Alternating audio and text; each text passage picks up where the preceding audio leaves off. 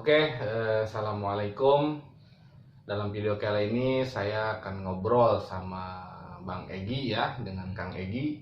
Yang mana Kang Egi ini memiliki pengalaman bekerja dan kuliah di Jepang.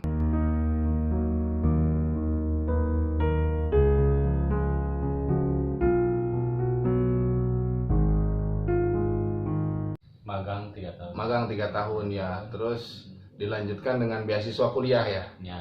Oke, jadi nanti kita akan bahas pengalamannya Kang Egi, kita ngobrol-ngobrol masalah Jepang. Kita tanya semuanya lah ke Kang Egi. Jadi untuk semuanya, bila ingin ke Jepang dengan niatan untuk kuliah, untuk sekolah gitu kan, ataupun bekerja, bisa bisa dilihat dari video ini bagaimana perjalanan cerita Kang Egi ke sana.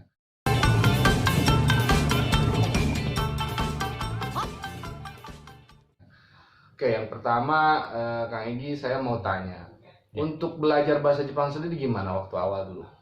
Waktu awal sendiri ya, karena saya minat ya ke Jepang, ingin magang. Pertama tuh alhamdulillah waktu SMK saya sudah ada pelajaran bahasa Jepang sendiri ya. Dari semenjak sekolah belajar. Sekolah dari sana tuh yang paling dasar sendiri ya, karena di Jepang kan ada huruf yang namanya huruf hiragana dan katakana. Ya, betul. Jadi mungkin kalau misalkan awal belajarnya tuh berarti cara nulisnya dulu ya. Cara nulis. Belajar nulisnya dulu dari A sampai N gitu ya. Hiragana, katakana. Nah, terus dari sana maju ke penghafalan kosakata, terus belajar pola kalimat ya. Seperti itu sih. Oke. Oh iya. Bagi yang belum tahu, Kang Egi ini berprofesi sebagai pengajar bahasa Jepang. Jadi kalau untuk belajar bahasa Jepang nggak bakalan salah lah cara-caranya gitu ya. Jadi beliau ini sensei ya, sensei bahasa Jepang. Oke. Terus yang kayak gimana? Terus untuk yang mau belajar otodidak gitu kan dari media internet itu gimana tuh? Ya kalau misalkan untuk otodidak sendiri sebenarnya kan saya juga kan belajar hurufnya itu jadi lihat ya di internet huruf Jepang, misalkan nanti ya keluarlah di Google, nanti cara nulisnya juga kan ada. Cara nulisnya misalkan dari kiri ke kanan atau dari bawah ke atas misalnya, seperti itu tinggal diikutin saja caranya seperti itu. Dan sekarang juga sebenarnya banyak di YouTube gitu. Betul. Di YouTube cara belajar bahasa Jepang misalkan ya, nanti keluar sendiri. Nah, tinggal ikutin aja sebenarnya. Kalau misalkan ada video seperti itu, tinggal diikutin aja tata cara belajarnya sebenarnya. Berarti yang paling penting itu niatnya dulu berarti. Nah, sebenarnya itu kalau misalkan kita niat apapun juga adalah ya, seperti pepatah mengatakan banyak jalan menuju Roma. Itu yang saya pegang ya. Kenapa saya 2 kali ke sana pun ya itulah ya. Oke. Nah, berarti yang dulu itu kok bisa kepikiran magang? Karena kan baru lulus sekolah. Ya. Mau keluar negeri itu gimana tuh? Kepikirannya tuh karena waktu dulu tuh ada kakak kelas ya. Jadi ada kakak kelas waktu dulu tuh kebetulan ya jadi ada suatu lembaga yang memberangkatkan ke Jepang ya, perusahaan memberangkatkan ke Jepang itu kerjasama dengan sekolah saya. Berarti lewat sekolah dulu ya? Jadi ada kakak kelas yang berangkat ke sana, terus ada kakak kelas yang berangkat ke Jepang nih katanya. Itu kan magang itunya tuh. Jadi saya juga mungkin coba deh tes gitu kan, dan akhirnya lulus ke sana. Lulus ya. Dan sebenarnya kalau misalkan pengen berangkat magang ke sana banyak lah sekarang ya. Banyak LPK atau misalkan lembaga yang memberangkatkan ke Jepang. Jadi nanti tinggal searching aja ya, magang ke Jepang biasanya. Tuh kan ada banyak jalan menuju Roma tadi katanya kan. Bila kalian yang ingin berangkat ke Jepang tinggal cari di internet LPK gitu ya. Pasti langsung keluar ya itu ya. Keluar. Oke. Nah, kalau boleh tahu nih, penghasilan magang itu berapa? Perkiraan saja lah. Jadi buat untuk memotivasi yang sekarang lagi pengen ke Jepang gitu kan, biar tambah motivasinya itu berapa? Motivasi. Ya, sebenarnya kan kalau misalkan di bayangan mungkin ya, di bayangan teman-teman juga yang lagi mendengarkan ya, lagi nonton gitu. Lebih dari 20 misalkan atau 30. Enggak. Mantap. Mungkin karena Kanang kan sahabat saya, pernah magang juga. Ya sebenarnya saya tahu, cuma ini untuk sharing aja gitu kan. Seperti itu ya. Jadi kira-kira ya kalau misalkan shiftnya terus si pagi gitu kan ya, dari pagi sampai sore ya dapatlah 11. Itu 11 juta itu sulit kalau di Indonesia kan? Ya. Apalagi baru lulusan baru, ya. kerja pertama dapat langsung 11 juta, gede banget itu. Belum punya pengalaman dan sebagainya. Dulu waktu di Jepang tuh kerjanya di bagian apa? Saya tuh quality control ya. Quality control atau misalnya ini ya pengecekan barang ya di gudang sebenarnya. Oke, berarti untuk kerjanya sendiri bisa jadi quality control ya kayak gini. Kok jadi meskipun perusahaan Jepang yang ngecek kualitinya orang Indonesia. Ya, berarti memang Kang Egi ini sudah bertalenta gitu ya. Walaupun misalkan itunya jangan membayangkan enak-enak ya. Pesan dari saya seperti itu sih sebenarnya. Ya karena mungkin ada hal-hal tidak enaknya ya. Seperti itu. Oke, nah selanjutnya yang kuliah nih pasti semuanya juga penasaran. Kok bisa dapat beasiswa? Karena kan namanya beasiswa gitu kan, dalam bayangan kita pasti sulit dapatnya. Iya. Nah itu gimana tuh? Cara dapetin beasiswa, terus prosedurnya kayak gimana lah bisa sampai kuliah di sana? Sebenarnya kayak gini, kalau beasiswa ya saya juga, karena saya tuh lebih ke ini ya, biasanya kalau terinspirasi terus saya pengen, terus saya kejar seperti itu ya. Karena ada yang memotivasi. Jika kalau misalkan orang lain bisa, kenapa saya enggak gitu. Nah saya tuh kenapa kepikiran pengen ngambil beasiswa, karena pengen di Jepang lagi dengan suasana yang berbeda gitu. Nah waktu itu tuh ada ya guru saya juga sama waktu dulu tuh bekerja sambil kuliah terus ngambil beasiswa seperti itu sebenarnya. Kalau misalkan awamnya ya di tiap universitas mungkin ada beasiswa yang berangkat ke Jepang gitu dengan persyaratan ya, karena di bahasa Jepang itu kan ada level-levelnya ya. Ada level-levelnya. Terus kalau misalkan kita belajar di level N5 gitu kan, ada Nihongo no Ryokushiken atau misalkan apa ya, JLPT ya, tingkat level bahasa Jepang gitu. Level bahasa Jepang, jadi ada N5, paling tinggi itu N1 ya? Ya paling tinggi itu N1. Minimal sebenarnya kalau misalkan pengen ngambil beasiswa itu minimal dapat N3 ya. N3 udah cukup, terus masuk ke universitas. Nah di universitas itu biasanya ada persyaratan, ada kemungkinan juga N2 ya. Level bahasa Jepang. Jadi alhamdulillahnya saya di Jepang udah dapat N2, jadi itu memudahkan saya gitu ya. Berarti ketika magang dulu ya? Ketika magang itu kerja sambil belajar seperti itu. Jangan sampai patah semangat. Kerja sambil belajar dapat N2 langsung. Nah, gitu. Seperti itu. Jadi pulang dari sana tuh bawa N2, masuk ke universitas ya. Universitas yang ada di Jakarta ya. Karena saya kerja di Depok terus kuliahnya di Jakarta.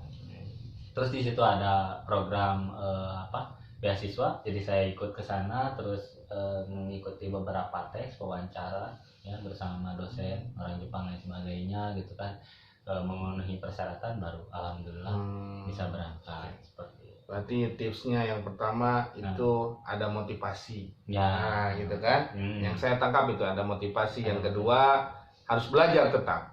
Jadi ada kan tadi bilang ada tes dan segala macam, kita harus lulus tes gitu ya. Dan minimal berapa tadi N3 ya? Ya N3 udah memenuhi syarat. Tapi tergantung universitasnya kembali ya. Kalau misalkan yang dipinginkan misalkan N2 ya itu mungkin lebih. Berarti paling aman tuh N2 lah. N2 aman. Oke, ya anak kuliahan gimana di sana tuh? Kalau kuliah, karena kan kabarnya kuliah juga sambil kerja kan? Iya, kuliah sambil kerja. Kenapa saya ngambil beasiswa? Karena saya nggak punya uang sebenarnya.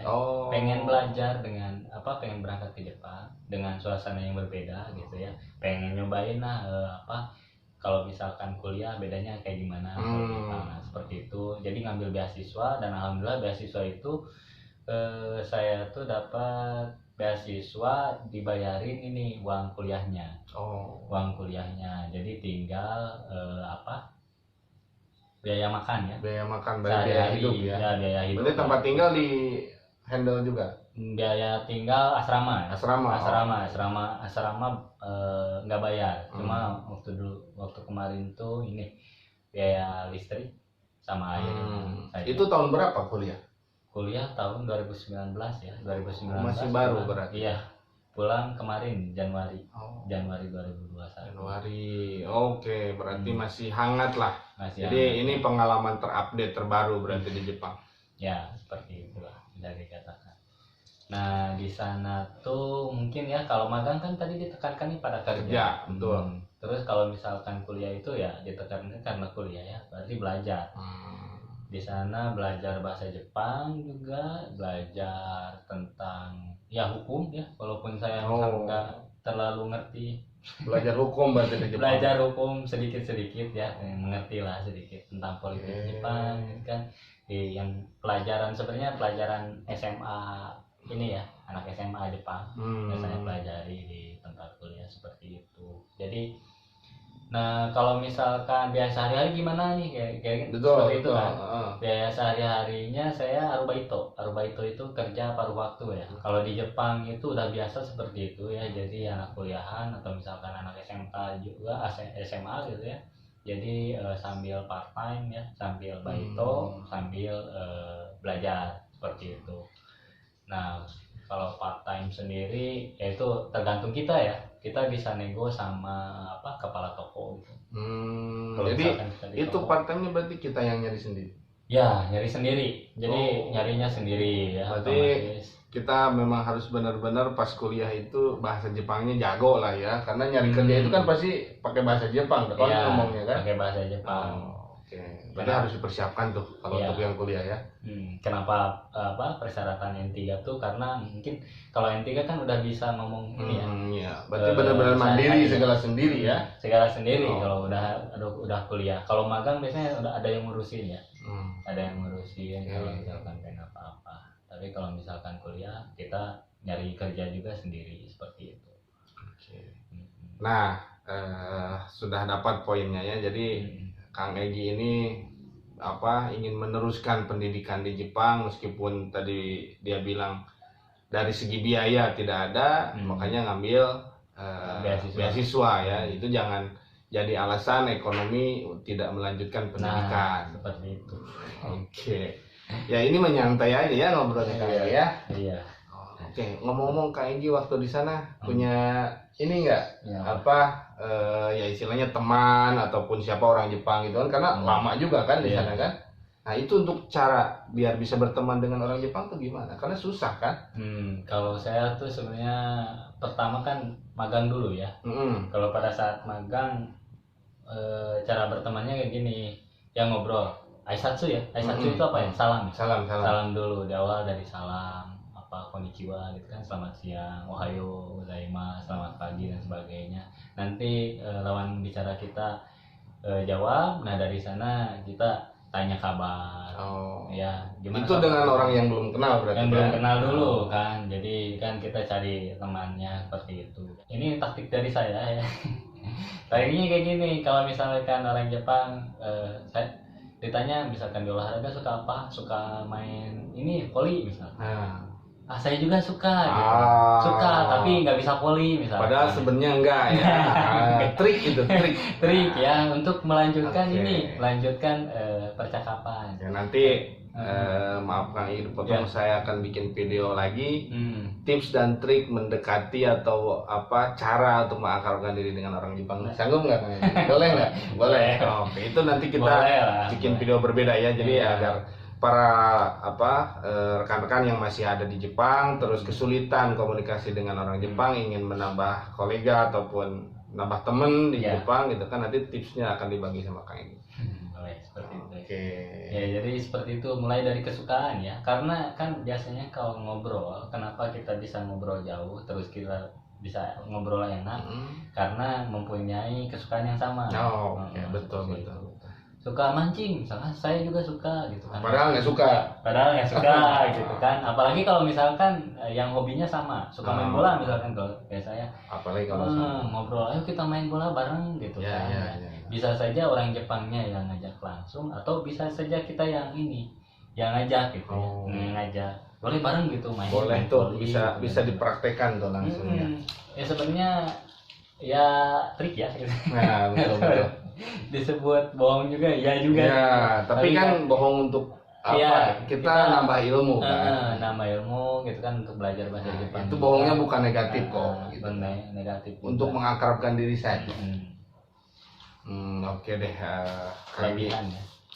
Ini terakhir nih ya. Ini kan penontonnya pasti banyak yang ingin belajar bahasa Jepang ataupun yang sudah belajar bahasa Jepang. Ya. Nah, tips ataupun motivasi dari Kang Egi bagi penonton yang mulai detik ini atau mulai dari sekarang ingin belajar bahasa Jepang, itu motivasinya apa saja? Sebelumnya tadi kan juga sudah dibahas-bahas, Ya. Pak, di akhir ini minta tolong nih ke Egi Sensei selaku pengajar bahasa Jepang juga, pengalaman di Jepang juga, Ya. kuliah di Jepang gitu kan, biar lancar minimal paham dengan obrolan ataupun apa ya, bisa memahami lah sedikit-sedikit bahasa Jepang itu gimana caranya? Caranya gini ya, karena kan bahasa itu biasanya kalau misalkan bukan bahasa ibu, kalau kita tidak praktek itu bisa lupa gitu kan ya. Kosakata yang dihafal sama kita terus nggak dipakai itu biasanya lupa. Sekarang juga kadang saya suka lupa satu dua gitu ya kosakata seperti itu. Jadi Bahkan Kang Egi pun lupa ya kalau nggak praktekkan ya. Jadi sambil praktek gitu ketika misalkan udah hiragana katakana ya berarti tulis banyak, sering nulis. Kalau udah misalkan masuk ke kosakata berarti terus kosakata masuk ke pola kalimat. Nah sambil praktek, sambil ngomong aja kayak anak kecil gitu ya, seperti itu. Ngomong sendiri berarti. Ya bisa dibilang ngomong sendiri, karena dengan latihan itu kan bisa lancar ya. Sebenarnya saya juga nggak pintar-pintar amat, cuma karena udah terbiasa mungkin ya, jadi bisa ngomong bahasa Jepang, terus dapat beasiswa pun karena kan di situ ada wawancara juga. Karena sering ini ya, sering ngobrol, banyakin ngobrol sebenarnya mah itu ya prakteknya. Siap. Makasih banyak nih Kang Egi ya. Jadi itulah sharing kita hari ini dengan Kang Egi, dan semoga di video-video kedepannya Kang Egi masih mau saya ajak gitu kan untuk ngobrol-ngobrol ya. Nah, nanti udah janji tuh tadi tips dan trik untuk bisa dekat dengan orang Jepang meskipun belum kenal sebelumnya gitu ya. Oke, dan untuk video kali ini cukup. Terima kasih. Wassalamualaikum warahmatullahi wabarakatuh. Waalaikumsalam. Yoroshiku onegai shimasu.